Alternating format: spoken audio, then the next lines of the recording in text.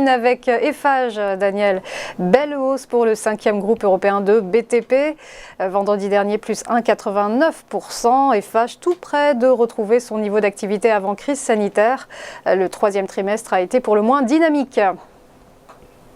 Alors, Eiffage est depuis là, on a un graphique qui est sur à peu près 6 mois, qui est entre avril et maintenant. Et Eiffage a évolué à l'intérieur d'un range entre 84,56 € et 91,74 €, avec au début du mois de mai un bull trap qui nous a amené à 95,50 et on s'est replié assez rapidement derrière, et puis deux bull traps, de bear trap, au mois de juillet et au mois de septembre.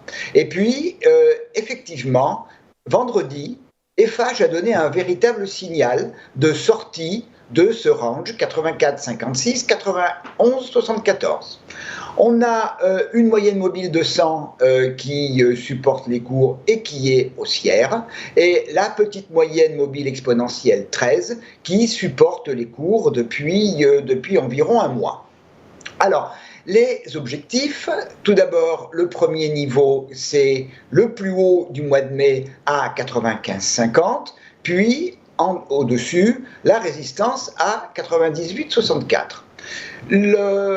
Lorsque l'on a un range et lorsque l'on a une sortie de range, un objectif favori donné par l'analyse technique, c'est le report du range au-dessus de celui-ci. Et c'est les deux segments de droite que j'ai tracés. Et on voit que l'objectif technique de sortie du range est quasiment confondu avec la résistance de 98,64.